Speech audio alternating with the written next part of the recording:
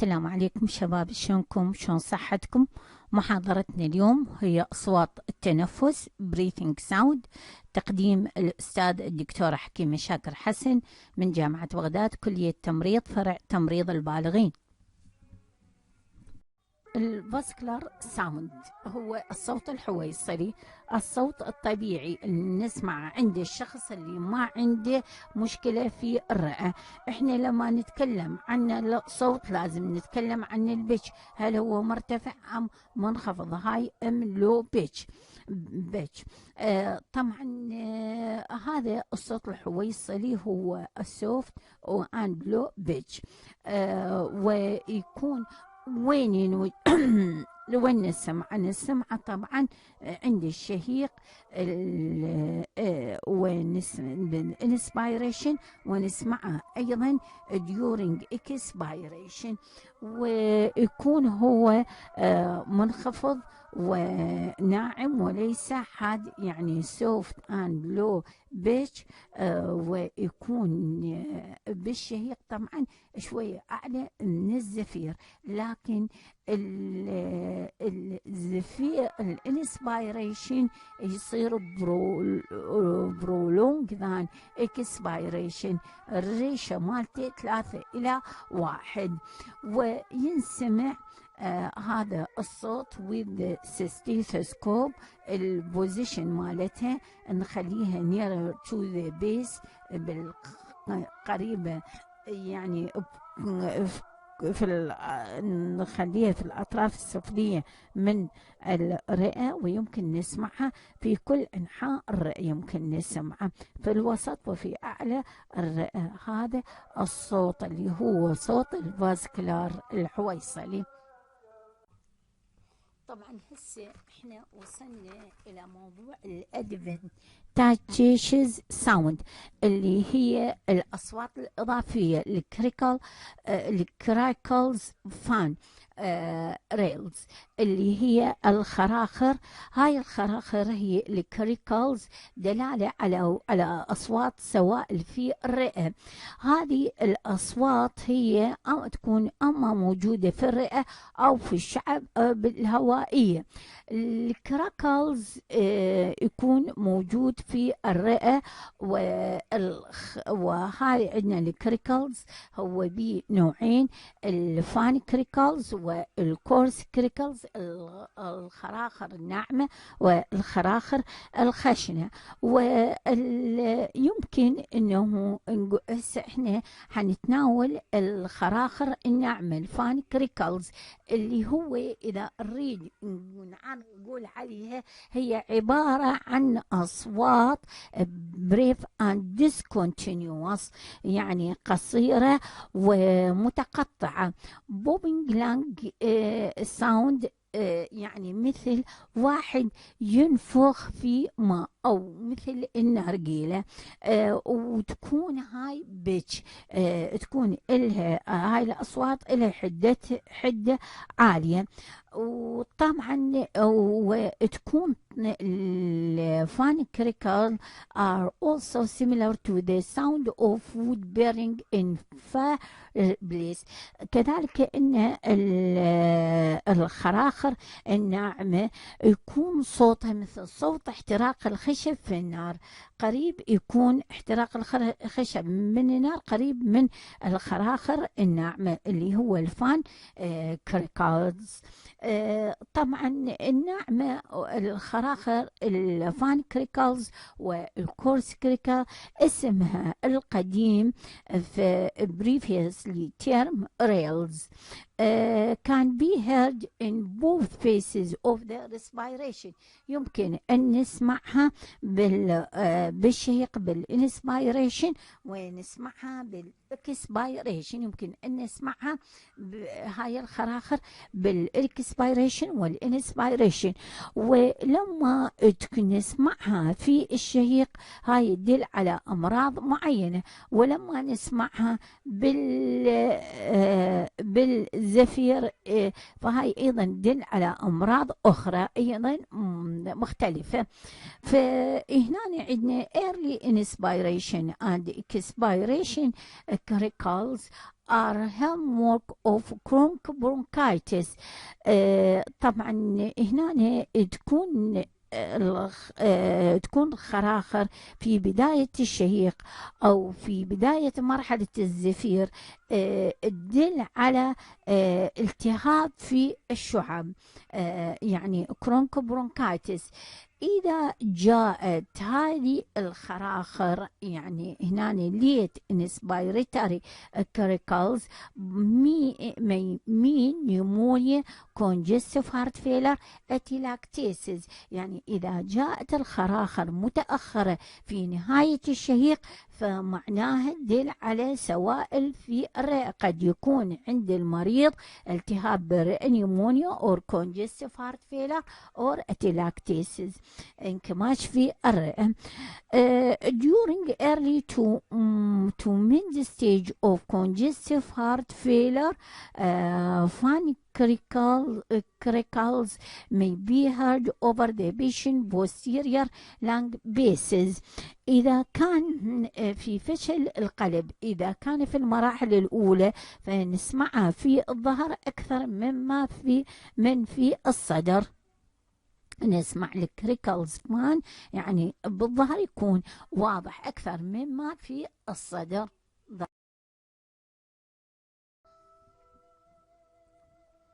طبعا هذا الستايل يوضح لنا عندنا الكريكلز كورس، اللي هو هذا الصوت يكون قصير وديسكونتينيو بريف وغير مستمر، و بابينج لانج ساوند، يعني يشبه كأنما صوت واحد ينفخ بالمي أو إنه صوت النرجيلة. إذا نريد إحنا نقارنه والفان كريكلز فيكون هذا الصوت هو لودر أعلى من عنده، لكن لور إن بيتش، لكن منخفض الحدة ويستمر لفترة أطول. ويمكن أيضا they have also been described as طبعا bubbling sound. يمكن انه هذا الصوت احنا نسمعه لما نفرك الشعر ما بين الابهام والسبابة، ينسمع صوت هو هذا يشبه صوت عندنا الكريكلز كورس.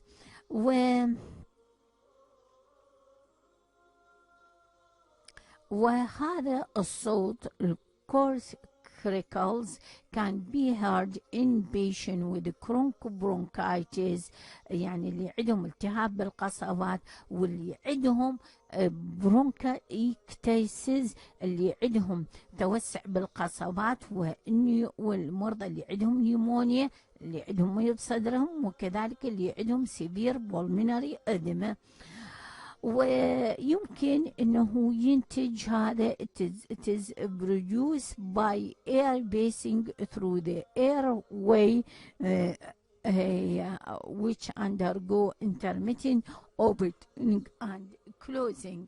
يمكن انه هذا الصوت ينتج لمن يمر الهواء عبر الممرات الهوائية الايرواي اللي تخضع للانسداد والانفتاح بصورة متقطعة. والكورس كريكل يمكن انه ايضا نسمعه عندنا بالاكسبيريشن، ونسمعه ايضا طبعا وصلنا الى البولار فراكشن راب او بولار راب. طبعا الساوند produced by rub of inflammatory polar surface. طبعا هذا احنا مثل ما تعرفون انه غشاء الرئة هي عبارة عن طبقتين، فهذا الالتهاب ايش يجعل هذا الغشاء حيجعل اكثر سماكة نتيجة لوجود السوائل بي، وبالتالي فهم حيحتك ذن الطبقتين حتحتك اثناء الزفير والشهيق. وعاد طبعا وهذا انه مواصف is باعوا produced by rub of inflamed polar surface.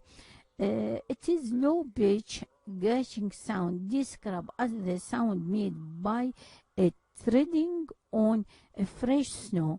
طبعا تكون مواصفاته انه يصير منخفض الحده ويصف كانما شخص يدوس او يمشي على ثلج او احتكاك جلد بجلد نقدر نقول عليه. كان ويمكن انه يسمع كان be found in consultation في حالة اعتلال الرئة وفي حالة البولمينري امبوليزم وفي حالة اليوريميا وفي حالة other inflammatory conditions. طبعا هنا من الشيء المهم انه هذا عندنا بور فراكشن راب هو صوته يكون قريب من صوت البريكارديال فراكشن. فشلون نميز هذا الصوت عن صوت البريكارديال فراكشن؟ فشنو انه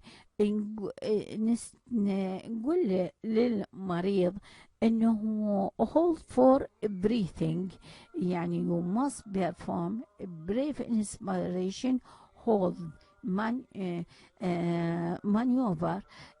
If the rub continues during maneuver it is likely precardial rub. يعني هنا احنا نطلب من المريض انه يمسك النفس مالته.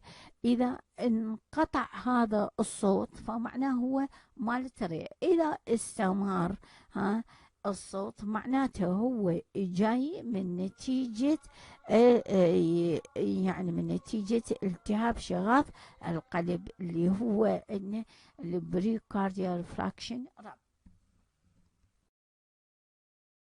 طبعا احنا حكينا بالسلايدات السابقة عن الأصوات اللي نسمعها في أغشية الرئة، لكن هسه احنا حنحكي على الأصوات اللي نسمعها بالشعب الهوائية. فأول هذه الأصوات اللي احنا هو البرونكال بريثنج ساوند. هذه طبعا الأصوات تنسمع يمكن انه توصف هالو اور tubular sound، يعني يكون صوت أجوف ويكون مثل الواحد ينفخ بوبي. وطبعا مواصفات هذا الصوت هو صوت طبيعي ويكون قريب من صوت الفاسكولار ساوند، لكن يختلف عنه في انه يكون هاير بيتش، يعني يكون عالي الحدة ويكون لودر than the vascular sound. ويكون أيضا من مميزاته يكون there is distinct voice in the sound between inspiration and expiration. يكون هناك فاصل ما بين الشهيق والزفير، فأكو توقف، أكو distinct voice، يعني أكو فترة توقف ما بين الزفير والشهيق. ويكون أيضا الإكسبيريشن prolonged than inspiration. باعوا الريشو مال الانسبيريشن الاكسبيريشن 1:3. 1 هي الانسبيريشن و3 هي الاكسبيريشن. طبعا هذا الصوت يمكن ان نعتبره نورمال اذا احنا سمعناه اوفر ذا تراكي، لكن اذا سمعناه اوفر ذا بريفرال اوف ذا لانج يعتبر abnormal. يمكن انه يصير اشتباه ب suspicious for pneumonia, pleural effusion or atelectasis. طبعا هسه احنا وصلنا الى الويزنج اللي هو من الأصوات الغير طبيعية في الشعب الهوائية الار adventitious lang sound that are continuous with musical quality. وإلى طبعا وصوت إضافي غير طبيعي وإلى موسيقى الخاصة. وهذا الوزن قد يكون أما قد يكون منخفض الحدة أو يكون عالي الحدة، كان بهاي أور لو بيتش. إذا كان الهاي بيتش wheezing may have an auscultation sound similar to the sequing، يعني إذا في حالة إنه كان أن عالي الحدة فيشبه يكون صوته يشبه الواحد اللي يبكي. أما إذا كان low pitch wheezing have snoring or moaning quality. أما إذا كان منخفض الحدة فيكون الصوت مالته قريب من الشخير أو الأنين، أي يشبه صوت الشخير أو الأنين. طبعا من المهم جدا لما نسمع أن نشوفه وين هو بالضبط، نسمعه في الزفير أو بالشهيق، لأن ذلك يدل على مكان الانسداد، لأن الزفير يدل على تضيق في الشعب الهوائية وليس انسداد في منطقة من الشعب الهوائية. ويمكن أن يكون هذا الويزنج مع الزفير والشهيق، يعني ويا نسمعه ويا الانسبيريشن ويا الاكسبيريشن أو بالاثنين معا. طبعا هذا طبعا هذا السلايد يقول انه هو ميوزيكال كواليتي، ويمكن ان يكون اما هاي او لو بيتش، وهذا يعتمد على شدة الأبس على شدة التضيق the depend on the extent of the airway obstruction، تعتمد هذا. وهنا يمكن انه نشوف هذا الويزنج عند المرضى اللي عندهم اسمه او اللي عندهم COPD كرونك obstructive pulmonary. الأورونكاي هو are continuous breathing sound heard during inspiration and expiration. الأورونكاي هو نوع من أنواع الويز، ويكون منخفض الحدة وينسمع بالانسبيريشن وبالاكسبيريشن.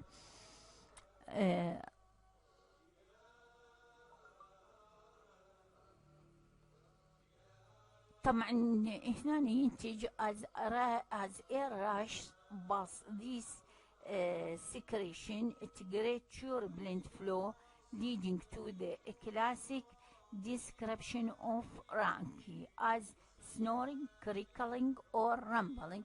يعني ينتج من نتيجة انه الهواء يدفع هاي السكريشن، فحيصير عندنا turbulent، يعني يصير اضطرابات مرور الهواء، فحيصير لنا عندنا هذا الكلاسيك مالت الأورونكاي اللي انه يكون يمكن انه نصفه على اساس انه يكون قريب من الويزنج الشخير او قريب من القرقرة رجلينج او رامبلينج. طبعا هو انه يشبه الأورونكاي، يشبه يعطي على اساس المشكلة في الشعب وليس في انسجة الرئة. وهو نوع قلنا من انواع الازيز المنخفضة الحدة، ويكون الأورونكي أكر because of narrowing of airway، يحدث أيضا بالشعب الهوائية المتضيقة، ويكون هذا منخفض الحدة لأن الإفرازات في الشعب تخفض الحدة، أي أن الالتهابات في الشعب معناتها أكو سوائل وإفرازات بالشعب، وهاي السوائل والإفرازات هي اللي تخفض حدة الأزيز. يكون لايك ويزنج، ما يشبه الويزنج، لأنه رونكاي كان يوجوالي كلير ويز كافينج. إذا كان أكو يعني هنا عندنا إذا كان نسمع الرونكاي فوق الشعب ويكون منخفض بسبب السوائل في الشعب الهوائية، وفي السعال يختفي. أما الوزيز الويزنج يكون نتيجة لتضيق بالرئوي يظل مستمر، ويكون الويزنج أعلى سمعة في الزفير والشهيق، ويكون حالة واضحة. والويزنج أيضا نسمعه دائما وما يتغير مع السعال. الرونكاي يكون الكوزز مالته هو هاي السكريشن الموجودة باللارج ايروي، مثل ما قلت لكم هاي السكريشن هي اللي تغير الحدة مالت الرونكاي فتجعله له بيتش. او يسمع هذا شنو يسمعه لانه هو بالشعب الهوائي فينسمع بالسنتر اوف ذا تشيس بدلا من البرفرار. طبعا بهذا السلايد احنا حنحكي عن السترايدر. السترايدر اللي هو عبارة عن لود هاي بيتش ويزنج، ويسمع during inspiration وكذلك during expiration. لكن هو أكثر منه لكن أكثر شيء يصير بالشهيق، يعني during inspiration يمكن أن ينسمع بدون سماعة ويشبه صوت الصرير حق الباب. وبروديوس باي turbulent airflow through partial obstructed airway at the level of the subglottis and subglottis or trachea. طبعا الويزة هذا ينتج من نتيجة تضيق في الشعب وليس انسداد. والسترويدر هذا يصير لما يكون هناك انسداد في الشعب، فحيصير عندنا تشور بلند بالاير فلو، يعني حيصير اضطرابات ومرور الدم ومرور الهواء، وعادة ما يكون اما بالحنجر الكلويتس او بالسوبركلويتس فوق الحنجرة، او تحتها بالسبكلويتس او بالتراكية بالقصبة الهوائية. إذا سمعناه في مرحلة التنفس فمعناها الانسداد في الحنجرة أو فوق الحنجرة. إذا سمعناه في الزفير يعني بالإكسبيريشن فمعناها الانسداد بالقصبة الهوائية أو بالشعب. إذا سمعناه بالاثنين معناه في الحنجرة. طبعا هذا السترايدر يكون عالي بحيث نسمعه بدون سماعة. والسترايدر أيضا is often heard بيا حالات نسمعه في حالة الخناق الجروب، وفي حالة الابيجلوتس، وفي حالة الأبر airway narrowing often after intubation، وفي حالة الفورم body aspiration. وكذلك أنه يمكن أن نسمعه بأني بايثولوجي يسبب بالكوزز فور upper airway narrowing، مثل التيومر إذا كان، أو بريتونسلايتا أبسيز، أو بالريتروفرنجيال أبسيز. يمكن بهذه الحالات أنه نسمع يمكن نسمع السترايدر.